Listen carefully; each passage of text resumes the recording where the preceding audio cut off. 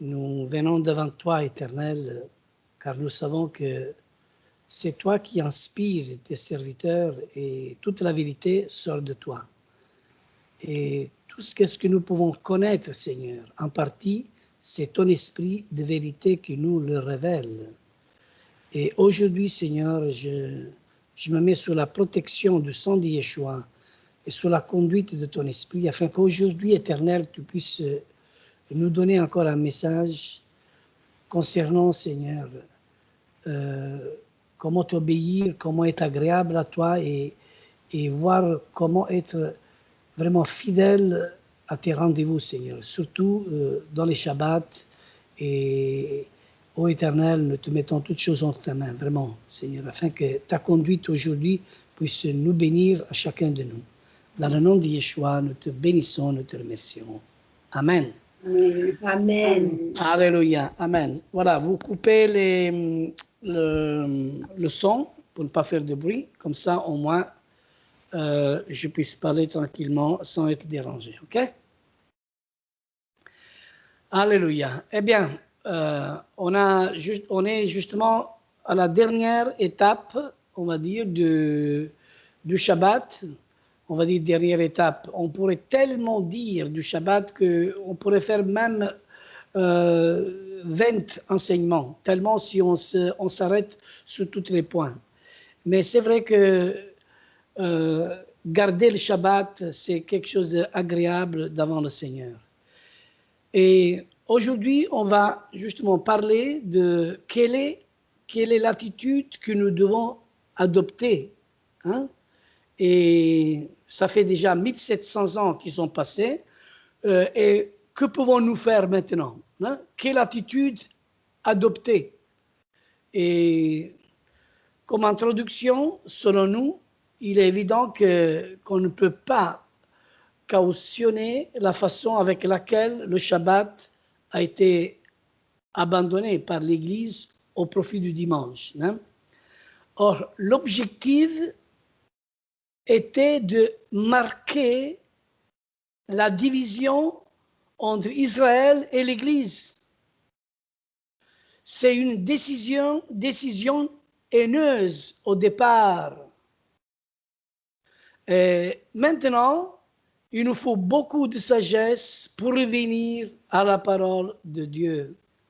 C'est vrai que quand on voit tous ces siècles, 17 siècles passés qui sont passés jusqu'à nous, alors il faut maintenant beaucoup de sagesse pour revenir à la parole de Dieu. Alors, la question est, Yeshua HaMashiach a-t-il supprimé le Shabbat? Non. Mais pourquoi alors nous sommes dans le dimanche? On a déjà parlé de tout ça. Si Yeshua n'a jamais supprimé le Shabbat, ok, il n'a jamais supprimé, mais il a lutté, Yeshua, contre la pratique légaliste du Shabbat. C'est ça, justement, qu'il faut bien comprendre. Yeshua n'a jamais supprimé le Shabbat, jamais, mais il a lutté contre la pratique légaliste du Shabbat. C'est quoi ça? Le légalisme, d'ailleurs, le légalisme n'a d'ailleurs pas de frontières. Et Yeshua pourrait aussi faire du ménage dans le monde chrétien du dimanche. C'est vrai.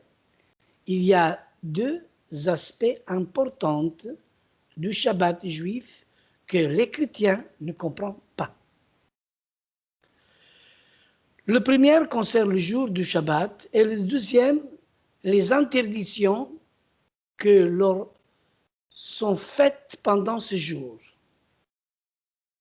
Alors, regardez un peu, les 39 travails interdits par les sages d'Israël. Et qui les connaît tout ça? Aujourd'hui, on va vraiment mentionner, d'ailleurs pour tout cela, il faut faire des recherches dans l'histoire, qu'est-ce que les rabbins disent, et aujourd'hui, on va voir tout ça. Hein? Et nous avons vu que l'Éternel a donné l'ordre de pratiquer le Shabbat à perpétuité et que la construction du temple devait être stoppée pendant le Shabbat, tellement que c'est important le Shabbat. Et on a fait l'inventaire des travaux nécessaires à la construction du tabernacle. Par exemple, un travail du tabernacle pouvait être de faire un nœud. Alors, ils en ont déduit qu'il ne fallait pas non plus faire des nœuds pour d'autres choses ce jour-là. Or, l'inventaire complet a donné une liste de 39 travails interdits le jour de travail. Et voici la liste. Regardons-la. Alors, vous pouvez prendre note, hein? C'est bien. Première, labourer en champ. Deuxième, s'aimer des grains. Troisième, moissonner des fruits. Quatrième, lier en gerbe, c'est-à-dire amasser. Non? Cinquième, battre les céréales pour les dégager. Sixième, vanner au vent. Septième, trier pour séparer graines et déchets. Huitième, passer au crible pour trier. Neuvième, moudrer une graine ou une plante. Dixième, pétrir le pain. Pétrir, c'est-à-dire le pain. Onzième, cuire au four en plat. Vous imaginez, toutes ces choses. Hein? On arrive jusqu'à 39. Tellement de choses. Et c'est ça qui on rentre dans certaines, des fois, légalismes. Hein? Douzième, tondre le gazon. 13e, laver la laine, laver un linge. Peigner la laine. 15e, tendre la laine. 16e, filer. 17, ourdir. 18e, faire des boucles de tissage pour lier un nœud.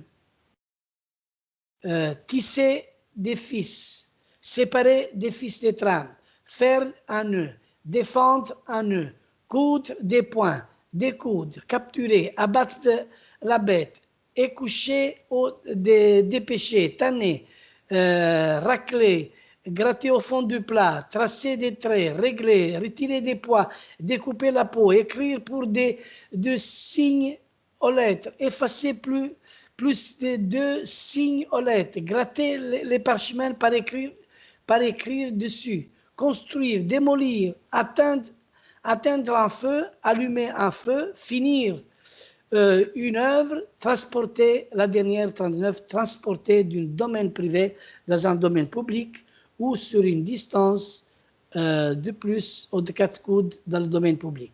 Alors tout cela, vous pouvez le voir dans Wikipédia. Et vous pouvez demander Wikipédia, justement, tout ce qui se passe, et là, il vous donne la réponse. Alors, il est évident que l'application stricte de cette liste semble déraisonnable à beaucoup de chrétiens. Mais au moins, nous pouvons en comprendre l'origine.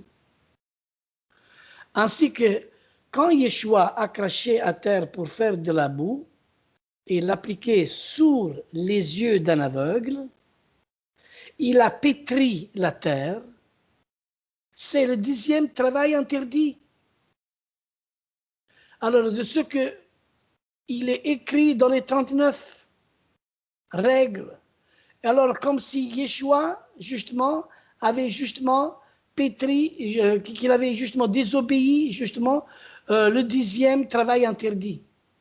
Un scandale pour énerver, justement, les légalistes qui n'ont pas compris que la guérison d'un aveugle était plus importante. Vous comprenez? Il y a des choses qui sont plus importantes. Même Paul arrive à dire dans Galates chapitre 5, à partir du verset 22, quand il parle des fruits de l'esprit, contre telle chose, la règle ou la loi ou les lois ne peuvent rien faire. L'amour va au-delà de toutes ces choses. Quand ça concerne l'amour de Dieu, c'est pour cela qu'il faut toujours garder l'amour de Dieu. Mais ne veut pas dire parce que je garde l'amour de Dieu, mais si la chose il se présente, l'amour va au-delà. Par exemple, si mon bœuf tombe dans un trou le jour de Shabbat, je dois travailler pour le faire sortir. Ça m'était arrivé un jour que aussi une dame était renfermée à la maison. On m'a téléphoné à SOS, c'est-à-dire en urgent. Monsieur Lorenzo, s'il te plaît, je suis enfermé, je ne sais pas sortir. Et c'était une vieille dame. Et ce jour-là, c'était Shabbat. J'ai couru justement pour délivrer sa porte, pour qu'elle soit libérée et dégagée. Alléluia. Alors à ce moment-là, j'ai fait une bonne mitzvah, où la loi ne peut rien faire contre telle chose. C'est pour cela que la parole de Dieu il nous dit la lettre tue, l'esprit vivifie. C'est pour ça que dans tout ce que Dieu interdit, c'est vrai, on doit obéir à tous les commandements de Dieu. Il faut obéir aux commandements de Dieu. Mais quand l'amour se présente dans certaines circonstances, l'amour a toujours la priorité. Un exemple pratique. L'ambulance aussi, quand il doit conduire un malade à l'hôpital, tout de suite il fait attendre sa sirène. Maintenant, je vais franchir toutes les règles qui sont sur la route, mais je dois accompagner le malade le plus urgent à l'hôpital parce qu'il est plus important. Alléluia. Or, quand les chrétiens discutent interminablement pour savoir s'il faut prendre le vin de la Sainte Seine dans une coupe ou des petits verres, ils se font pas beaucoup mieux. Alors ils discutent entre eux, et voilà, et c'est dans les petits verres, et c'est tout des petites choses. Or, la réaction de certaines pharisiennes venait du légalisme pur. Et Yeshua n'a cessé de les provoquer pour leur faire comprendre leur manque d'amour. Et actuellement, en Israël, la loi de la vie passe au-dessus de toutes les lois. Même en Israël, même la loi de la vie passe au-dessus de toutes les lois, y compris pendant le Shabbat. C'est ce que voulait le Seigneur. Et une des conséquences des interdictions établies par les sages d'Israël est qu'une synagogue est toujours implantée au milieu d'une communauté juive. Car un jour de Shabbat, les fidèles se déplacent à pied et ils ne peuvent aller loin, car par contre, les chrétiens n'ont aucun problème pour prendre leur voiture le dimanche et aller dans les églises de leur choix, ce qui leur permet parfois de camoufler leurs désaccords. Voyez combien de choses on a à dire dans le Shabbat. C'est vrai qu'il y a des choses correctes, mais tout, il faut le faire par amour.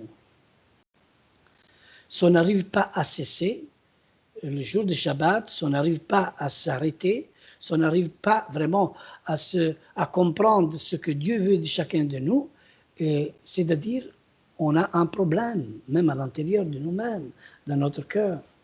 Regardez, des pistes de réflexion. Disons d'abord que si nous ne sommes pas convaincus que Dieu a choisi un jour particulier, c'est-à-dire le Shabbat, le 7e jour de la semaine, pour le Shabbat, alors il ne faut pas aller plus loin. Car celles et ceux qui veulent entrer dans l'obéissance du Shabbat se heurtent au monde chrétien traditionnel parfois très durement. Rappelons que le nom des jours de la semaine sont issus des divinités romaines associées aux astres. Par exemple, dimanche. Le dimanche, ça veut dire soleil. En anglais, on dit Sunday, qui veut dire le soleil, le dieu soleil. Alors, si nous, on ne doit pas se réunir pour honorer le dieu soleil le dimanche. Alors, le lundi, c'est la lune. Le mardi, c'est Mars. Le mercredi, c'est Mercure. Le jeudi, c'est Jupiter. Le vendredi, c'est Vénus. Et samedi, c'est Saturne. C'est le monde qui donne toutes ces choses. Mais le peuple juif n'emploie pas ces mots. Il parle du jour 1er, jour 2, jour 3, jusqu'à jour 7. Et le jour 7, qui est le dernier jour, on l'appelait Yom Shabbat, jour du Shabbat. Vous comprenez? Alors, toutes ces divinités de ces jours, c'est pour ça que 6 jours, on travaille au milieu du monde. On travaille parce qu'on doit travailler. Mais le 7e jour, c'est le jour qui s'appelle uniquement Shabbat. Les autres jours, ils n'ont pas de nom. La Bible il dit 1er jour, 2e jour, 3e jour, 4e jour, 5e jour et 6e jour. Mais le 7e jour, c'est le Shabbat. Alors là, il dit Shabbat, c'est la rencontre avec le Seigneur. Vous comprenez? C'est comme ça. Alors, on va dire le dimanche, non, c'est le 1er jour. Alors, on va correctement dire, le 1er jour de la semaine, on va se réunir pour faire le culte à Dieu. Mais c'est le Shabbat que Dieu a donné. C'est justement le 7e jour. C'est pour ça qu'aujourd'hui, il y a encore une dénomination qui est encore toujours là, qu'on appelle les sabbatistes, qui font toujours le samedi, respectent le samedi. On dit les adventistes du 7e jour, on appelle. Hein? Ah bon, enfin, c'est une dénomination, mais après, à part le samedi, il y a tant de choses qu'il faut quand même examiner et voir le canal humain dans tout ce qu'ils disent, parce que tout est à vérifier, ok? Mais le Shabbat reste toujours le Shabbat. Or, pratiquer une forme de Shabbat dans le monde chrétien actuel a un prix très élevé. C'est peut-être une mise à l'écart brutale, voire une destitution. Des portes se claquent brutalement. On ne change pas les habitudes comme ça. Et il ne s'agit pas non plus de détruire ou de diviser l'Église.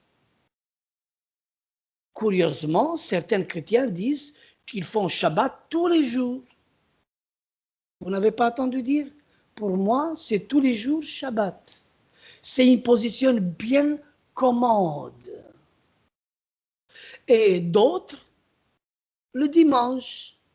D'autres encore, quand ils en ont envie dans la semaine, et d'autres encore font les hurons quand on leur parle du Shabbat, comme si c'était un corps étranger.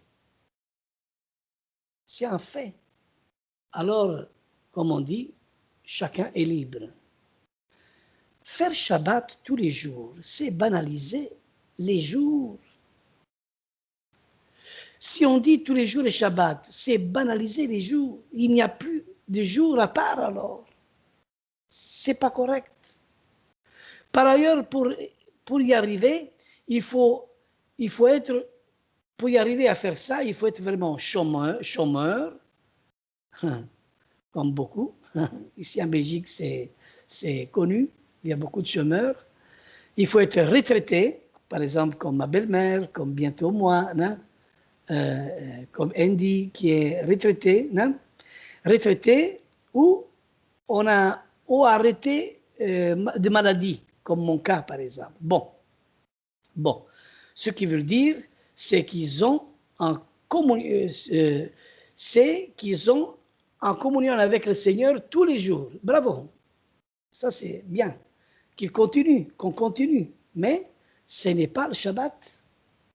Beaucoup disent, le Shabbat c'est pour les Juifs. Beaucoup ils disent. Même certains rabbins disent que les chrétiens n'ont pas à faire le Shabbat comme eux le font. Et il faut admettre qu'ils ont de quoi se méfier des chrétiens et les tiennent à l'écart le plus possible. Ils n'ont plus confiance. Pourquoi faire ces gens-là le Shabbat? Pourquoi? Mais il ne doit pas être comme nous. C'est pas pour eux, parce et voilà que certains rabbins disent que les chrétiens n'ont pas à faire avec le Shabbat, comme eux le font. Rappelons que le Shabbat consiste à arrêter d'intervenir dans la construction du monde, y compris du tabernacle, et laisser Dieu travailler à nous, besogner à nous. Et nous pouvons comparer la construction du tabernacle à celle de l'Église. Or, le jour du Shabbat est un jour de joie en couple. Alléluia. En famille et en communauté. Et c'est ça que nous devons faire. Quand nous, on se réunit le jour de Shabbat, le vendredi soir, quelle joie. Alors, qu'est-ce qu'on fait ce jour? On bénit. Moi, je bénis ma femme me bénit à moi, on bénit les enfants, on bénit vraiment la journée. Ça, c'est vraiment agréable. C'est-à-dire, le Shabbat, il doit prendre son sens de bénédiction. Ça doit être vraiment d'abord en l'intérieur de notre famille et aussi au sein de l'Assemblée, de se bénir.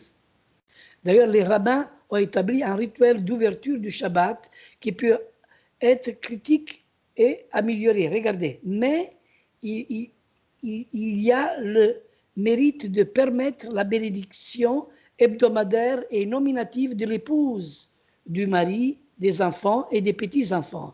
Ils établissent une communion paisible sans interférence avec le monde. Et à Shabbat, qu'est-ce qu'ils font? La plupart même, il y a des groupes même au milieu de nous, plus de téléphone, des emails, des télévisions, des réunions de travail, même pour l'église, et de préparation de messages, de bricolage. On se promène, on se promène, on mange ensemble, on loue ensemble, ce qui alors ça c'est bien, on se promène, on mange ensemble, on loue ensemble, on a mis la création, on a notre Dieu. C'est un jour de joie où l'on ne vit pas au même niveau que durant la semaine. C'est le moment d'admirer que ce que la main de Dieu a fait durant la semaine. C'est un ressourcement de l'esprit, l'âme et le corps. Alléluia. Alors, maintenant, on vient à la parole de Dieu. Ruth, si tu veux bien lire Ésaïe chapitre 58, verset 13. Ce passage qui nous fait 13 et 14 aussi. C'est deux versets. Ésaïe chapitre 58, verset 13 et 14. Tu es là? Ok, je vais lire. Si tu retiens ton pied pendant le Shabbat pour ne pas faire ta volonté à mon saint jour, si tu fais du Shabbat tes délices pour sanctifier l'Éternel en le glorifiant, et si tu l'honores en ne suivant point tes voies et ne te livrant pas à tes penchants et à tes vains discours, alors tu mettras ton plaisir en l'Éternel et je te ferai monter sur les hauteurs du pays. Alléluia. Combien de nous nous voulons monter sur les hauteurs du pays? Souvent, on chante ce cantique très agréable. Je vais monter sur la montagne, c'est là qu'on rencontre Dieu. Voilà, je vais monter sur la montagne, c'est là qu'on rencontre Dieu. Je vais monter justement sur la montagne pour parler avec le Seigneur. Mais justement, la Bible il parle ici, si tu ne retiens ton pied pendant le Shabbat, si tu retiens ton pied pendant le Shabbat pour ne pas faire ta volonté à mon saint jour, si tu fais du Shabbat tes délices, tu dois le sanctifier pour sanctifier l'Éternel en le glorifiant, si tu l'honores dans toutes ses voies. Alors, en ne te livrant pas à tes penchants, à tes vains discours, alors, quand tu mettras ton plaisir à l'Éternel, le Seigneur, tu sais qu'est-ce qu'il va faire? Il va te faire monter sous les hauteurs du pays. Il y a le psaume 24 qui dit, des premiers versets de ce psaume, ils disent, qui pourra monter à la montagne de l'Éternel? Qui pourra monter à la montagne de l'Éternel? C'est lui qui a le cœur pur, c'est lui qui ne se livre pas aux mensonges, C'est lui qui a le cœur plein d'amour, qui ne juge pas. C'est lui qui a vraiment du cœur pour Dieu et pour son prochain et qui ne se livre pas aux mensonges. Alors, dans un monde structuré sur le dimanche, comment pouvons-nous le faire? Disons d'abord que tout virage brutal à 180 degrés provoque un accident.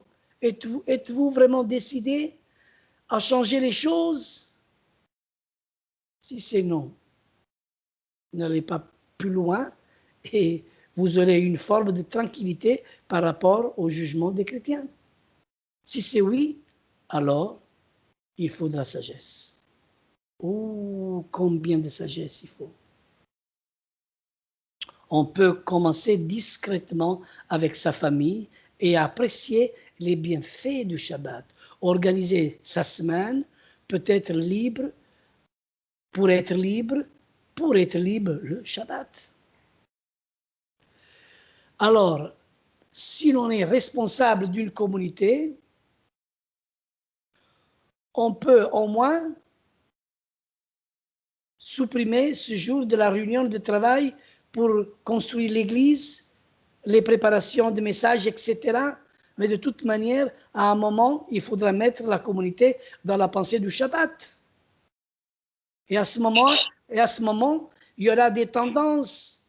Les traditionalistes et ceux qui veulent bien obéir à Dieu pour le Shabbat et changer. Or, pour ne pas briser la communauté, on peut mettre en place certains groupes qui pratiquent le Shabbat, mais qui viennent quand même,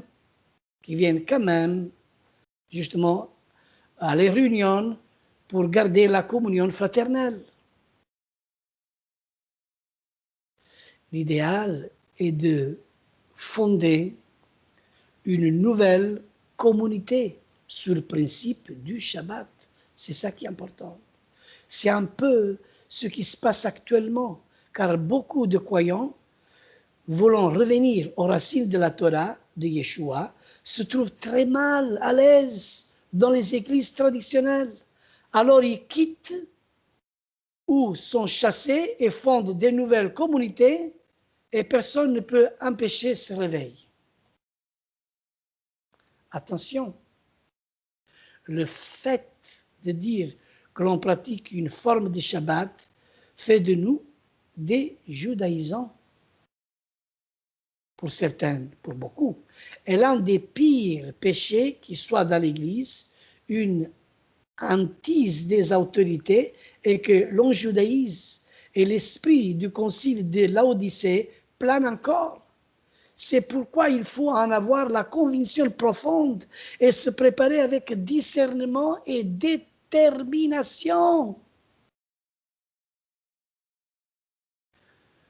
Ésaïe chapitre 56, versets 6 et 7, ce passage il dit « Et les étrangers, c'est-à-dire ceux qui ne sont pas juifs, le Shabbat n'est pas seulement pour les juifs, ici il parle aussi pour ceux qui ne sont pas juifs, et les étrangers, qui dit la parole de Dieu, qui s'attacheront à l'Éternel pour le servir, pour aimer le nom de l'Éternel, pour être ses serviteurs, tous ceux qui garderont le Shabbat pour ne point le profaner et qui persévéreront dans mon alliance. Je les amènerai sur ma montagne sainte et je les réjouirai dans ma maison de prière. Oh, combien je désire être sur la montagne de l'Éternel. Alléluia. Et il y a beaucoup, comme conclusion du message, on pourrait mettre, juste regarde, Matthieu chapitre 5, verset 19. Regardez ce passage.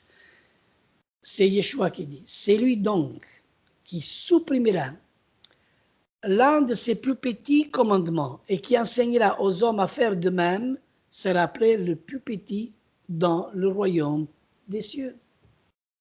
Mais celui qui les observera et qui enseignera à les observer, celui-là sera appelé grand dans le royaume des cieux. Alors il y a les petits et les grands. Oui. Oui, oui, oui. C'est lui qui observera tous les commandements de Dieu. Il sera plus grand dans le royaume de Dieu. Alléluia. Regardez, dans les conciles, qu'est-ce qui s'est passé? Les conciles de Laodicée en 364, les principaux canons. Hein. Regarde qu'est-ce que l'Église catholique, qu'est-ce qu'il a écrit dans tous ces conciles? Qu'aujourd'hui, le christianisme est encore lié dans cette Église catholique. Et aujourd'hui, il faut savoir si on est dans le fondement de Constantin ou dans le fondement des apôtres. Pour ma part, je suis lié au fondement des apôtres et je rejette tout ce qui est justement le fondement de Constantin. Parce que tout ça, ça m'éloigne de mes racines, ça m'éloigne du royaume de Dieu, ça m'éloigne aussi d'avoir le privilège de ce que Dieu a préparé comme bénédiction pour tous ceux qui veulent régner avec lui. Regardez dans le concile, le canon 6, qu'est-ce qu'il dit? Interdit l'entrée des églises aux hérétiques obstinés. Vous savez, hérétiques, c'est les juifs qui sont hérétiques. Le canon 9, qu'est-ce qu'il dit? Défendre aux fidèles d'aller au cimetière et aux églises avec des hérétiques et de prier avec eux et de demander la guérison à leurs prétendus martyrs. Regardez, après il y a le canon, il y en a tellement de canons. Il y en a en tout, je ne sais pas, 60. Hein? Ça, vous pouvez le trouver sur Wikipédia. Hein? Mais je cite le canon 29. Vous savez qu'est-ce qu'il dit, le canon 29?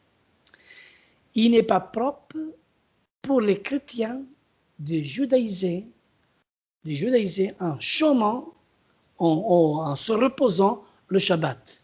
Mais ils doivent travailler en ce jour-là. Ils doivent se reposer le dimanche, comme les chrétiens préférant ce jour si voulant, sur peine d'anathème. Vous comprenez? Et après, certains faux apôtres, faux pasteurs, ils vous disent, mais le premier jour, c'est la résurrection de Jésus. Et Jésus s'est reposé, justement, ce jour-là. Et voilà que, dans ce jour, vous voyez justement la contradiction.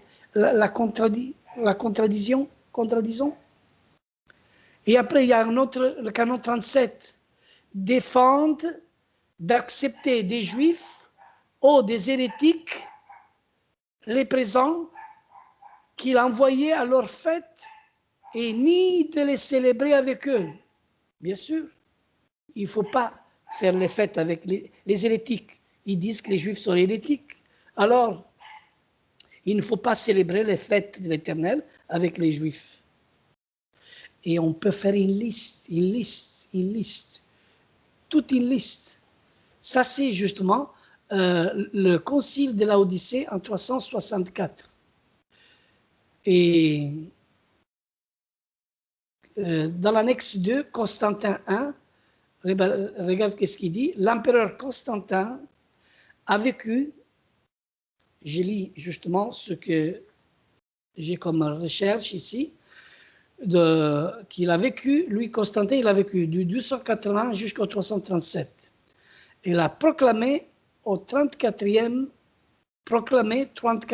empereur des Romains en 306 sous le nom de Constantin Ier. Et il met fin à la persécution des chrétiens par l'édit de Milan en 313. Et il a marqué la chrétienté en réunissant en grande pompe le premier concile d'Nicée en 325, dont le but était d'unifier l'Église qui était en proie à des divisions. Pour les chrétiens de l'époque, cela semblait être la mise en place du royaume de Dieu sur terre. Quand l'empereur est arrivé au concile, il était magnifiquement vêtu, couvert d'or et de pierres précieuses. Qu'est-ce que ça vous fait penser? C'est-à-dire, il s'est mis à la place de Yeshua comme serviteur. Alors il a servi tout le monde, il a invité tout le monde. Alors il s'est mis à table et c'est lui qui sert tous ce que le Seigneur il va faire avec ses fidèles. C'est lui qui va nous servir à la table. Voyez, c'est comme un antichrist qui prend la place du Mashiach. Et plusieurs Constantins aujourd'hui, ils sont vraiment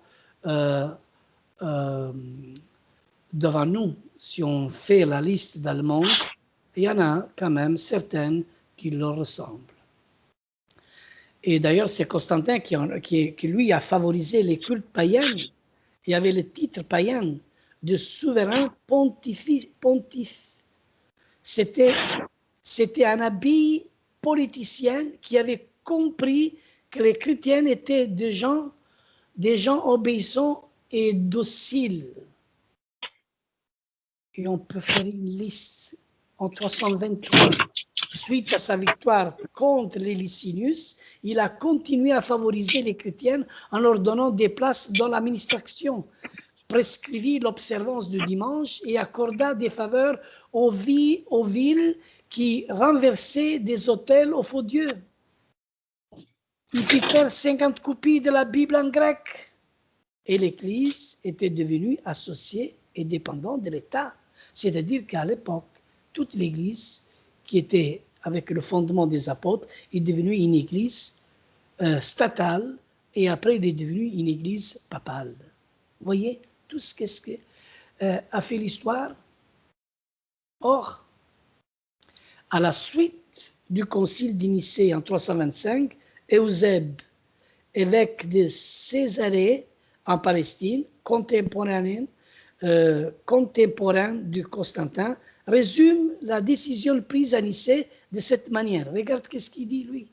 Il semble que ce soit une chose indigne que nous suivons les pratiques des Juifs. Et aujourd'hui, l'Église chrétienne, voilà ce qui, aujourd'hui, font comprendre plus ou moins. Il y a des vrais chrétiens. Il y a des vrais sincères chrétiens qui s'attachent à la racine, qui cherchent la parole de Dieu, qui disent comme Ruth, ton Dieu est mon Dieu, où tu iras, j'irai. Ça, c'est bien. Il y a des bons croyants qui vraiment, ils sont au mieux de nous et qui s'attachent à nous et qui s'attachent au commandement. Mais regarde ici, qu'est-ce qu'il a dit, Eusèbe? Il semble que ce soit une chose indigne que nous suivons les pratiques des Juifs, c'est-à-dire on s'éloigne de nos racines. N'ayons donc plus rien de commun avec cette foule détestable juive. Retirons-nous de toute participation à leur bénesse. Priez continuellement que votre âme ne soit pas souillée par une fraternité avec leurs coutumes. Et nous devons nous unir nous devons nous unir pour éviter d'imiter la conduite des Juifs. Eusèbe a écrit tout cela. Et encore, regarde, qu'est-ce qu'il dit la Bible? Les rendez-vous. Alléluia. On va maintenant lire Lévitique chapitre 23, versets 2 à 3. Qu'est-ce qu'il dit la parole de Dieu? Parle aux enfants d'Israël. Parle aux bénis d'Israël. Dis-leur, les rendez-vous d'Adonai auxquels vous les convoquerez sont des vocations sacrées. Et que Eusèbe, il dit de ne pas écouter sur les pratiques des Juifs. Et regarde ici la parole de Dieu, qu'est-ce qu'ils disent? C'est pour ça que la Bible dit, même dans l'Apocalypse, sortez du milieu. Sortez du milieu de la Babylone, sortez du milieu de la confusion, sortez du milieu de toutes ces pratiques, soi-disant chrétiennes. Mais suivons celui qui a dit, je suis le chemin, la vérité et la vie. Alléluia. Regardez, la parole de Dieu nous dit, parle aux enfants d'Israël. Les rendez-vous qu'Adonai auxquels vous les convoquerez sont les vocations sacrées. Voici mes rendez-vous. 6 jours d'ouvrage sera fait, et le 7e jour, Shabbat, Shabbaton, vocation sacrée, oui. Vous ne ferez aucun ouvrage, c'est Shabbat. Pour Adonai, en en tous vos habitats, n'importe où ce que vous habitez. Et c'est toujours Shabbat. Et le mot, souvent traduit par rendez-vous, au fait de l'Éternel dans la Bible, c'est quand est le temps marqué pour l'Éternel. Ils traduisent comme ça. Ok. Moaedi Adonai, qui signifie temps marqué pour l'Éternel. C'est un moment impératif dont on ne peut pas changer la date. Or, la première des fêtes énoncées de tous les fêtes est précisément le Shabbat. Et l'Éternel a donc imposé un jour spécial pour cela. Et l'expression hébraïque Shabbat, au Shabbaton, Shabbaton, signifie Shabbat, repos complet, ou arrêt, repos complet. Par ailleurs, il nous dit que la tête de l'Église est Yeshua, le Fils de l'homme, et qu'il est le maître du Shabbat, qui a été fait pour l'homme. D'ailleurs, le Shabbat a été fait pour l'homme. C'est donc ni Constantin et ni un autre pontife, ni un groupe de chrétiens qui ont le pouvoir de changer le jour. Bientôt, on va voir ce signe. Peut-être l'Antichrist, c'est lui qui va arriver.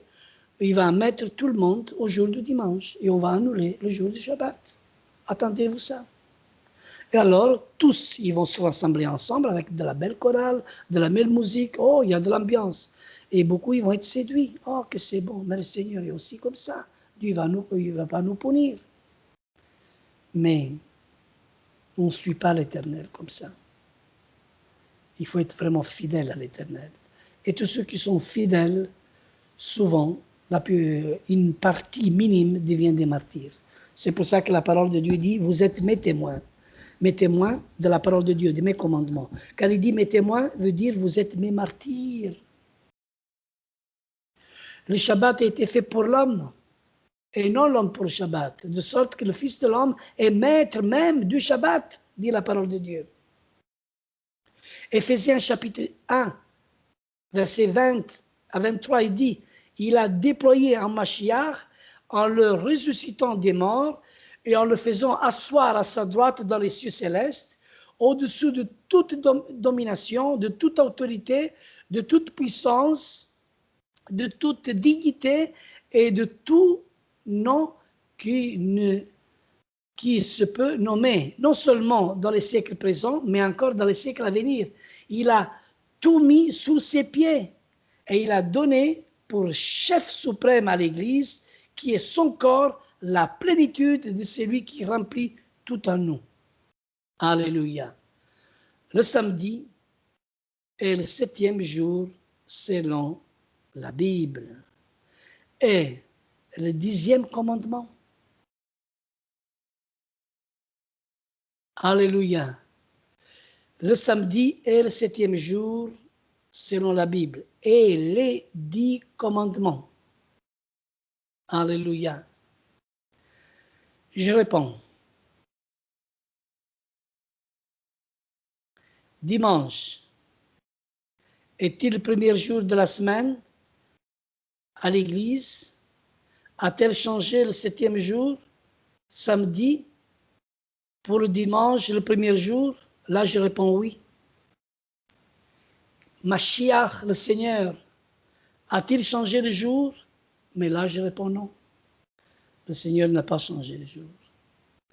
Alléluia. Il y a même le cardinal Gibson, évêque de Baltimore, en 1877-1921, dans une lettre signée. C'est lui qui a dit ces paroles. C'est lui qui l'a écrit. Le samedi est le 7e jour selon la Bible et les 10 commandements. Je réponds oui. Dimanche est-il le premier jour de la semaine de la semaine et l'Église a-t-elle changé le 7e jour, samedi, pour le dimanche, le premier jour? Je réponds oui, c'est ça qu'il a dit, Gibson. Alléluia. Christ a-t-il changé le jour? Je réponds non. Voyez, Shabbat reste toujours le Shabbat. Alléluia. Alléluia. Shabbat est le jour que Dieu s'est choisi pour nous bénir à nous tous. Alors, mes frères et sœurs, soyons fidèles à sa parole. Dieu ne change pas. Lui est le même, hier, aujourd'hui et pour toujours. Et sera toujours le même. Amen. Alléluia. Oui, mais il est écrit qu'il est ressuscité le premier jour de la semaine. Et comme écrit dans la Bible, Yeshua étant ressuscité le matin du premier jour de la semaine. Ouais, oui, mais on a enseigné toutes ces choses-là. Le premier jour de la semaine, le Seigneur, il agite justement de la gerbe devant l'Éternel. Lévitique chapitre 23, verset 11, qu'est-ce qu'il est écrit? Il agitera du côté et de l'autre la gerbe devant l'Éternel, afin qu'il soit agréé. Et le sacrificateur l'agitera du côté et de l'autre le lendemain du Shabbat, signe de résurrection. Mais il fallait qu'Yeshua accomplisse cette fête, car il est les prémices. Il est les prémices de cette fête. Mais maintenant, Christ, Mashiach, est ressuscité des morts, et lui, il est la prémisse de ceux qui sont morts. La résurrection en Yeshua a donc eu lieu un dimanche pour réaliser la fête des prémices, mais pas pour supprimer ou déplacer le Shabbat. Or, si nous déplaçons le Shabbat, nous détruisons le calendrier de Dieu. Il est écrit que pour Shavuot, il fallait compter des semaines et à partir du lendemain du Shabbat. Et c'est-à-dire, c'est le lendemain, c'est le premier jour de la semaine. Et d'ailleurs, Shavuot, Pentecôte, tombe toujours le premier jour de la semaine. Quand on compte les semaines jusqu'à Shabbat, c'est vrai. Après, le lendemain, c'est quoi? C'est dimanche et ça commence justement la fête du don de la Torah, de Shavuot, la fête de Pentecôte, que nous célébrons. D'ailleurs, ce n'est pas une fête chrétienne, c'est une fête de l'Éternel. Alors là, je veux bien justement ce dimanche-là, bien me réunir, parce que c'est un Shabbat, un grand Shabbat, c'est un Shabbat annuel. Non seulement je fais le Shabbat le 7e jour, mais le lendemain, c'est encore un autre Shabbat que je vais honorer l'Éternel. Parce que c'est justement le premier jour de la semaine où cette fête est en honneur à l'Éternel qui se présente le premier jour, qui est le dimanche, chaque année, et que je vais honorer, que j'honore devant l'Éternel. Alors, cette semaine-là, je vais faire 2 Shabbats. Un Shabbat hebdomadaire, parce que c'est le commandement de Dieu, selon la loi de l'Éternel. Et après, le dimanche, c'est encore un autre Shabbat que j'honore l'Éternel. C'est pour ça qu'il y a les Shabbats annuels et les Shabbats hebdomadaires. Alléluia. J'espère que cette étude, cet enseignement que j'ai voulu approfondir dans l'ensemble, ça va apporter des fruits à beaucoup de personnes qui vont écouter, qui vont mettre en pratique. Et d'ailleurs, dans notre cœur, gardons le Shabbat de l'Éternel. Gardons les commandements de l'Éternel. Celui qui garde les commandements, comme dit le Seigneur, est celui qui m'aime. Alléluia. Alléluia. Alléluia. Le repos de Shabbat. Alléluia. C'est le repos dans lequel le Seigneur, il se met en contact avec nous. C'est-à-dire, il se met à part lui-même. Et il nous donne place, il donne place à l'homme pour que l'homme puisse avoir la relation avec Dieu. Notre Dieu est un Dieu vraiment merveilleux. Alléluia. Il est impossible de parler de l'esprit de Shabbat sans définir le sens de ce mot. Alléluia. La parole de Dieu nous dit que Dieu a créé le Shabbat bien avant que le peuple juif existe. Comme c'est écrit dans la Genèse, chapitre 2. On a parlé déjà de tout cela. Alléluia.